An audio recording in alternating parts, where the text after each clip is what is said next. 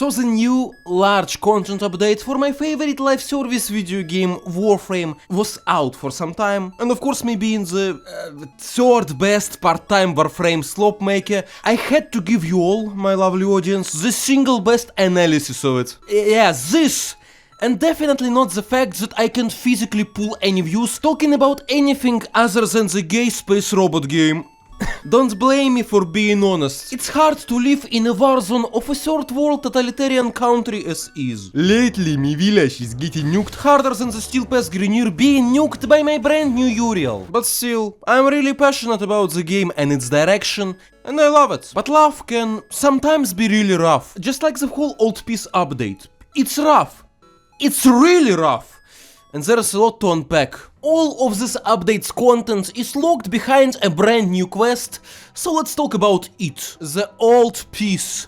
Maybe the old shit, and a little bit of the old cum. Why am I spewing this nonsense? Am I fucking stupid? Well, the thing is, to be honest, I don't really know how can I even approach this. I think, at least for me, it's the worst main story quest in the whole game. I know it doesn't really mean a lot these days. There are massive haters of almost any quest in this game for such trivial reasons as the game forces me out of my comfort murder machine for 2 hours to show me some beautiful sceneries, to give me some gameplay variety, and to tell me an engaging story? No, why would I waste my fucking time? I'd better spend these 2 hours running fucking relics on the fence. No, I'm not one of those people. My problems with this quest are that writing is stale, gameplay is boring, and the story they're trying to tell maybe isn't even worth talking about. Start of the quest is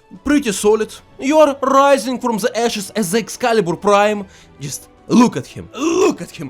I'm sewing. I'm doing a sojic to fight an enormous sentient. The fight is an absolute garbage, but we're gonna talk about it later. Hey, look, they even did a cool Metal Gear Rising-esque stomp scene. Sadly, this game isn't remotely as cool, so instead of overpowering it and throwing it into the air, we are losing under its pressure, and the big-ass alien robot turns into a small alien robot and comes to mock us. So this is Hades. Hades is a sentient. Sentients were an artificial race created by the Tau, the other Tau, as a hive mind, and given consciousness by this weird alien flower. Look at him feasting on one. So Ares is our protagonist's best friend and studies partner. What are they studying? Mainly some meaningless bullshit like Naramon principles and somatic connections, but also how to efficiently genocide rebellious Grenier scum. You see, we happened to be right in the middle of the old war between Orokin and the Tau system, because Lotus and Lloyd decided to put our ass in the Assassin's Creed Animus to refresh our memories about the old war, because, I don't know, the indifference or something. And let me just point out how flat and weird the line delivery of every single character is in this quest. Come to know. All of it is so comically theatrical. How? But it's not enough. Not enough? The fuck have you done with my boy Lloyd? It's okay, Lloyd. I have to. I want to. I had a friend. Lloyd. I had a friend, Lloyd, like me. His name was... There is just zero chemistry around all of these characters. They aren't talking, they are monologuing after each other. And I have no idea what happened. The writing team went on strike? Again? Did they deliberately sucked all of the soul out of Operator's campaign to make Drifters more presentable? And you know, I can't even blame voice actors, because how can you even work with a script like this? Except this shithead. I hate how this shithead sounds.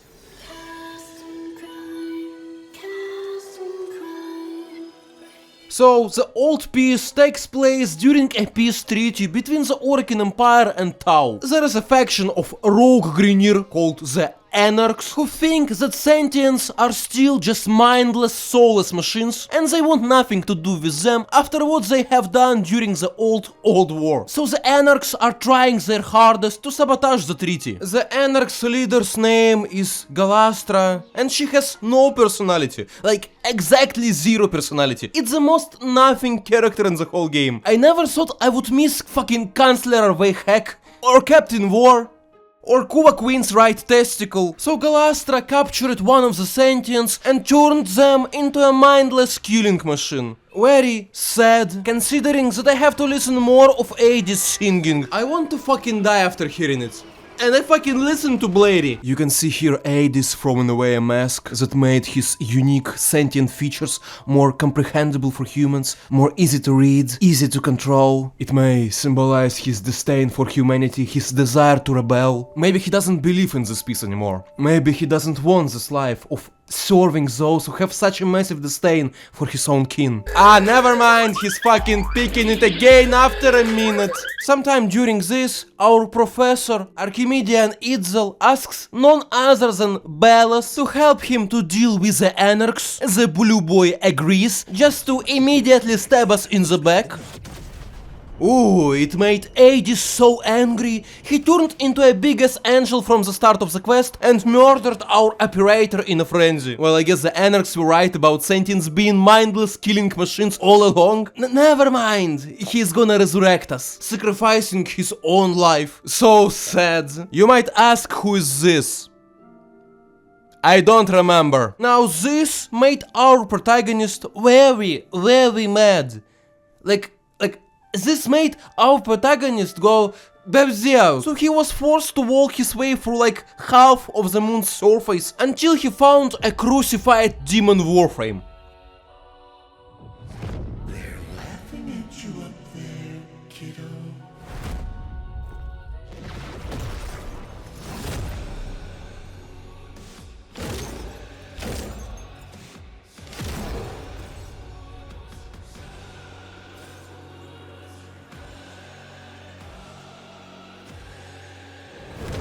Is it trying to be cool? No, they won. They can't. They won. No. Did he just jump into the fucking space? I couldn't believe it. The game is trying to be Doom. Do you hear the music? No fucking way. I am the walking inferno. I'm tearing the whole place to shits while screaming, Bellas! I'm going to fuck you in the ass! You fucking cunt! Here you are!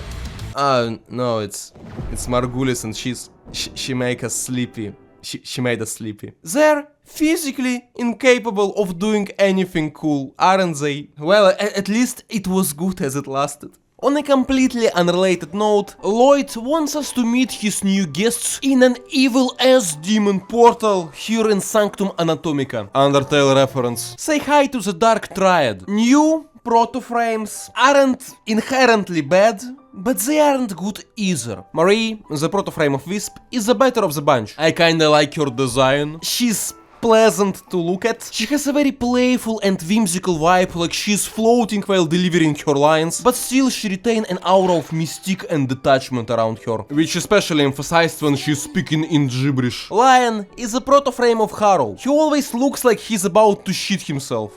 And Roth. Where do I even start with this cunt? Okay, I'll be the first one who's gonna admit it. Despite being one of the most interesting parts of the game's writing and world building, Protoframes are having a massive problem. All Warframes, by the nature of being space ninja robots with various historical or mythological inspirations, are cool as fuck. And all of them, despite having no face and being silent, are having their own unique personalities. It's natural. Just look at the ancient Greek theater. Actors back then wore masks masks for the sole purpose of allowing the audience to project their own thoughts and feelings onto these faceless characters. It's also the reason why the game is so fetishized by various weirdos. It's a hard task to take a space ninja robot, write them a whole new character and backstory, give them a face, and make them even cooler. And I'm pretty sure D knows about it. That's why all of the Protoframes we got up to this point are trying their hardest to not be cool. And that's okay, because being cool, блять, because being cool isn't their purpose. Their purpose is to tell a story about trauma and bonding. Their purpose is for the player to look at them and think, oh, look at this cranky little pookie wookie. I definitely can fix them. And they are doing an amazing job because of a sheer volume and quality of writing. But I have to admit it, they can't keep pumping this. They can't keep giving every single new Protoframe a tragic backstory and a mountain of dialogue. Because at some point, it'll get tiresome. So, new Protoframes. They aren't related to the Hex whatsoever, they aren't getting extensive lore dumps, they aren't even involved in the update story quest, and they are based on medieval Christianity. DE had a golden opportunity to make them really fucking cool. And the game would really benefit from that. Think about any game with a badass cast. Vermintide, TF2, Deadlock, fucking COD Zombies. Imagine what having such interesting, charming and cleverly written characters would do to Warframe. A game that struggles so much in finding a balance between edgy as fuck and I'm so quirky Horse characters for a while. Marie is fine. She isn't great, but she fulfills the purpose of being a humanization of Wisp, a Warframe known for flying and being fuckable. Harrow is a fan favorite and for a very good reason. His design is awesome, his gimmick of being a Christian priest murder machine is awesome, his quest is iconic, he has a very threatening aura, like he's here to repel your sins, but he's gonna do it by strapping you to a fucking breaking wheel. Lion is just some dude with a really stupid head. He's indulging in some self-flagellation, I guess it adds to the character. He's not really communicative, he's kinda cute. It's another scrunky little pookie wookie for girlies. Yeah. So at the end of the day, we are having two similar, quiet, religiously devoted characters, but one of them looks like this, and another looks like he's always about to shit himself. So rough.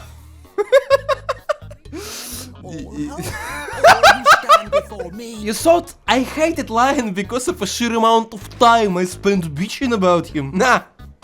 Nah, he's fine. Compared to Roth, he's honestly fine. Roth is a protoframe of Uriel, the edgiest warframe in the whole game, based on mythological imps. Here's the tail, here's the hoofs, he's called the devil and not the imp by Marie, and the quest tries its hardest to make him as menacing as possible, but I don't mind him being a little cheeky, a bit impish, you know.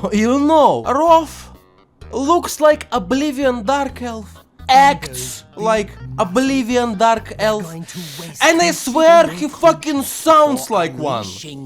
Roth has this unpleasant bitchy attitude, like he's always this close to tip his fedora and say, clearly I don't own a fucking air fryer. Also he wants to fuck Lloyd or something. I have no idea who would wanna pay to place him. So, after finishing the quest and meeting all of the new characters, we can finally touch on the only reason people are still playing the game.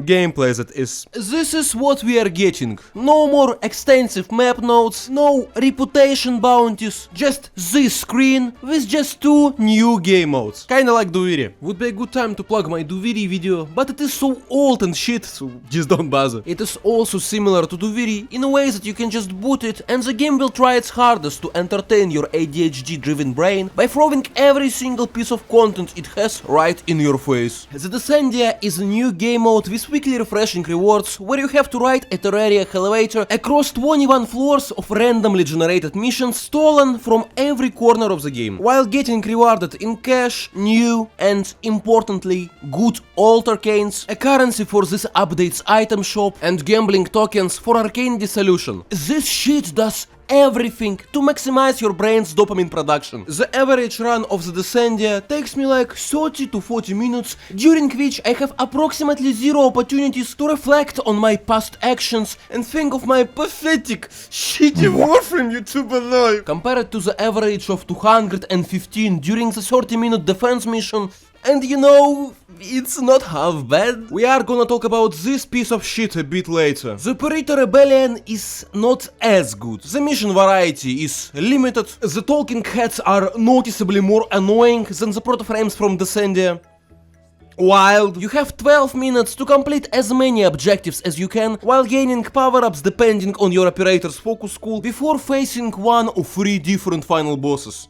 All of them suck. He also sucks. You know, there is a problem when the bosses we are getting in 2026 are still worse than the fucking Jackal. Warframe always had an issue with its bosses on a fundamental level. How do you create a challenging but rewarding fight that wouldn't be considered annoying by the vast majority of people for whom Warframe is their little dress-up comfort game? I don't know. I'm sure D doesn't know either. There's like 3 or 4 decent bosses across all of the game. Araxa is mechanically okay. Jackal is a good introduction to concepts like movement is important for the new players. Eidolons, if you count the whole hunt as one boss, are honestly good. It has an incredibly high skill ceiling. I don't know. Zarim and Void Angels are okay, I guess. And you know, Kullervo in Duviri Paradox is the only great boss in the whole game, because he's balanced for the incredibly limited drifter skill set. You need to parry him, you need to dodge his AoE attacks, and most importantly, there is no invincibility button you can press to skip the whole boss fight. So, a simple question comes to mind. If DE aren't good at designing boss fights, why would they do 4 of those in a single update? Roth in the Descendia isn't bad. He is a damage sponge with a singular mechanic. During the fight, he'll start charging his devastating AoE attack and you'll have to collect all of the flying balls around him, so Marie and Lion would stagger him out of his cast animation. Or you can just don't do it and walk away. Prime Vanguard is a squad of rogue Prime Warframes you'll see as mini-bosses in Perita Rebellion, working in tandem to crush your balls. And if you don't have any decent weapons, they might succeed. It's honestly a good fight. Protea gives her squad a shit ton of additional armor, so it's better to target her first. Amber is beefy as fuck during her stance. Caliban can be really annoying as he snipes you from the distance, running away every time you close the gap. This fight can work if you don't accidentally one-shot them all, because they don't have any status resistances unlike any other boss in this update. Steel Pass, by the way. Dactylist is one fat fuck that larps as tekn side coda with all these lasers. Overall, an incredibly boring fight. And at last, the Hanhulus is the single most lazy and unfinished boss in the whole game. His hitbox is broken, his attacks are laughable. If you don't kill him quickly, he'll just fly away and do nothing besides spending your time. And the second phase. Wow! The second phase! What a Gugu Gaga Pupu Kaka. Gugu Gaga Pupu Kaka. Gugu Gaga Pupu Kaka. Okay, let's talk about this fucker. This fucker. Ew, why is it so floppy? So there is a concept of diminishing returns when it comes to in-game builds, which even experienced players often indulge into. This means that there's a point when further investment into something ceases to make any noticeable difference. Example, installing Arcane Energize on a Warframe with an already infinite energy, like Grendel or Nezha. You don't need it, you're just wasting a spare Arcane slot. So this fucker is diminishing returns the Warframe, because he doesn't need anything. His own toolkit covers every single of his needs. His one, besides being one of the most fun mobility buttons in the whole game, also acts like a built-in Ignis Res aura. It can armor strip, it can crowd control, it can fucking double dip with Archon Vitality. His 2 is a full heal auto shield gate button with invulnerability frames that also procs Archon strength. His 3 is a massive damage vulnerability debuff, and his 4 is the strongest nuke button in the game. Oh, and his passive. Uriel has 3 different minions. The first one chains enemies together. Damage dealt to any target in the chain is also inflicted on all snared enemies. Basically Warlock's net from Dota 2. The second one latches to enemies, dealing a shit ton of damage over time, and after their quick demise, it spawns an area of effect fire puddle and a copious amount of health and energy pickups, thus granting Uriel an infinite source of energy. And the last one spawns pickups that give your weapon increased fire rate and fire damage. Because at this point, why not? Also, all of his minions are basically immortal because they're getting a full heal every time he presses his 2. Are you fucking insane? Here's my Uriel with just Equilibrium and Arcane Vitality on a Steel Pass survival. Pretty good.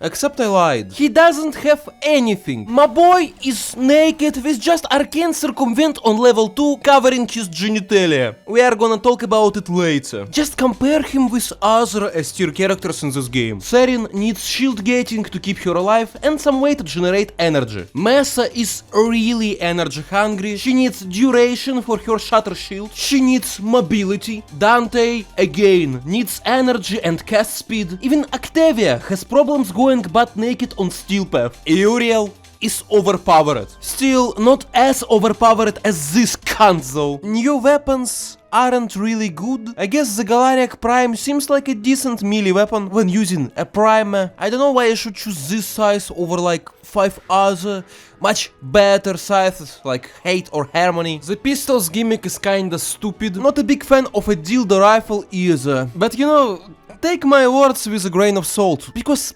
I don't really know. I haven't crafted any of those. You may of course say, Mr. YouTuber, you're getting paid to yap about a video game. Why wouldn't you craft every weapon to be more professional in your yapping? It's a valid point. However, grinding materials for Uriel was so boring and fucking retarded. I couldn't bring myself to do more of it. Not gonna lie, the only other time I was that bored while playing this game was when I gathered fucking roots and flowers to build Kullervo, not knowing that you can just leave the mission and start over without losing any loot. Because unlike the majority of the game's grinds, where the challenge comes from trying to get a blueprint drop or a currency to buy one, or a reputation grind so you could polish some stupid rocks, Marines are minerals. Every single, and I mean every single one of these are crafted using the same free materials, all of which are obtained from enemies in Perita Rebellion. A quick reminder, Perita Rebellion is a speedrun mode where you have to complete as many objectives in 12 minutes as you can before facing the final boss, which doesn't really allow you to efficiently farm for your resources. So instead of playing the mod, you're just standing in the spawn location and killing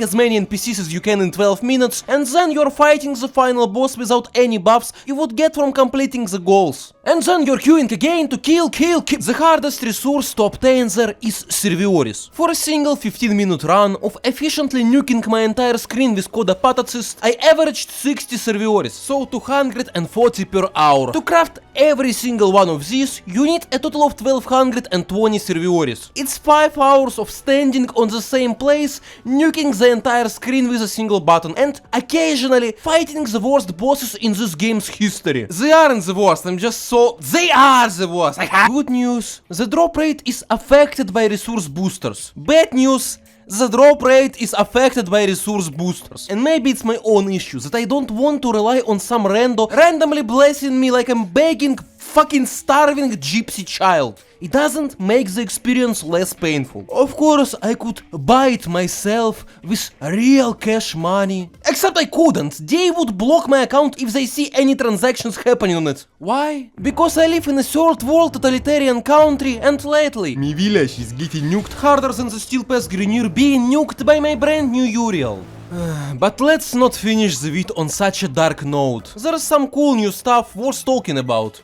For example, new Arcanes. Arcane concentration is just straightforward the best duration Arcane we have. Primary Bulwark is a decent merciless that had alternative for some specific builds. Melee Karin, even while being not as strong as some Kavia melee Arcanes, provides a very interesting and viable playstyle, especially in combination with new Arcane Circumvent. I guess my new single most favorite Warframe Arcane in the whole game. Roll through the enemies to steal their defense. It armor strips like hell, it fully recovers your shields when fighting against Corpus, allowing you to shield gate for free. It even gives you a shit ton of overguard when rolling through Eximuses. An amazing survivability tool, just like the next Arcane. Arcane Persistence, that removes all of your Warframe shields, and if you have more than 700 armor, you cannot be hit for more than 500 damage per second. You know, it's fucking insane. And it's not even good, but it's a decent alternative to shield gating for frames without any defensive abilities. Rise up, Excalibur mains, we are hell tanking with this one. It's such a massive leap in a good direction for the game's balance and whole direction. Because,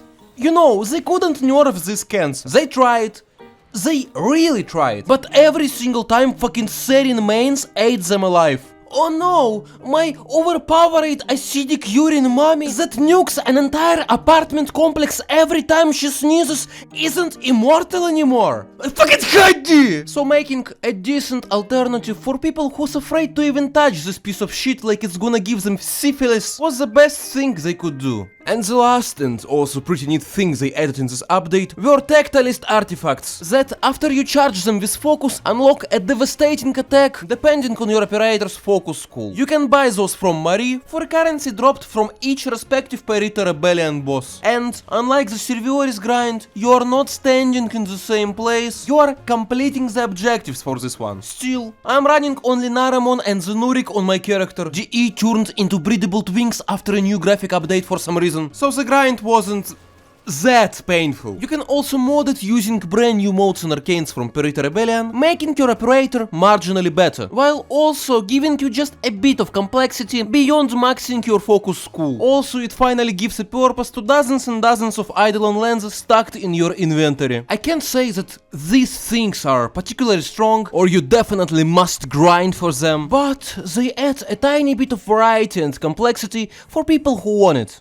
And it's welcome. So, summing up, the quest is S. New game modes are a mixed bag. The new frame is fun, but really stupid. New weapons are new arcanes are okay, especially the survivability ones. Tactilist artifacts are fun. The game theoretically can and has to be cooler. I want Marie to crush my head with her gigantic juicy I hate being a nagging bitch. You know it, I know it. It's unbelievably easy to be negative. Anger is a strong emotion. It gathers the most attention, it produces the most clicks, it divides the people. Look at my channel. The only other negative video you'll see there is also about Warframe. But I wasn't just bitching there, at least arguably. It was a call to action wrapped in some low-hanging comedy. Because DE made a very questionable decision that made the early game even more painful. And I tried to create some discussion about that. And would you look at that? You may call me mentally insane, but I attribute this change solely to my YouTube slope. I'm joking, of course. So, once again, DE, the game sucks ass. DE, fix your game, invest into your writing team and create some interesting, charming and compelling characters for once. I can't really talk about the story, because so far all the indifference Albrecht and Rati plot haven't led us anywhere, but one day it will. Hopefully. The only thing I wanted to point out is that the game's world has so much potential and various moving pieces they could explore before relying on fucking time traveling shenanigans. Stop simplifying the gameplay. Your core audience could run relics in the same mode for 10 hours straight. Ironically, running a single mission with randomized objectives you're getting all of your resources and materials from is a lot more monotonous than the previous model of having separate nodes. Bosses in this game are one of its weakest points, and it could be easily subverted by trying to make something challenging for once. Fuck the whiny AFK farmers. Make bosses disable your overguard and other invincibility bullshit. Force the players to learn the mechanics. Force them to rely on their movement and aiming abilities they learned from playing the game. Hey, post-production Leon here. So while I worked on this crap, they released another update. I'm very productive, I know. That besides adding a giant BBW, big beautiful Warframe, with square cellulite S, I'm about to come. Oh! Also added a secret, I guess, crazy boss rush mode, and oh my god!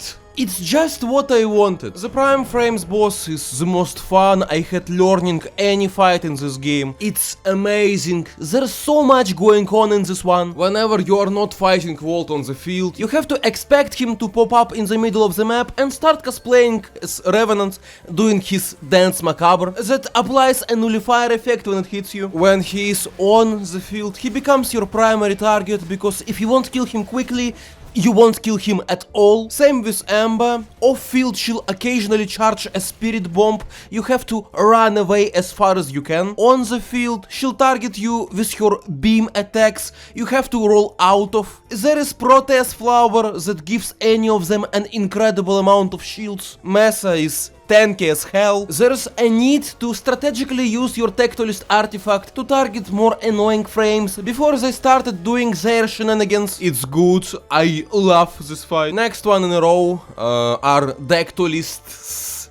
There are two of those. Not a big fan of this fight, because the mechanic is hard and their HP pool is tiny, so you are just motivated to burst them as fast as possible, so you won't have to engage with the mechanic. Also, you have to kill them both together, or they start reviving each other like it's Thrawn Khans from Dark Souls 2, the video game of all time. Then there is Hanhulus, still a broken piece of shit, but at least interesting when you have to engage with, I'm sorry, mechanics. Really chaotic, but kinda enjoyable. Woo! They did it!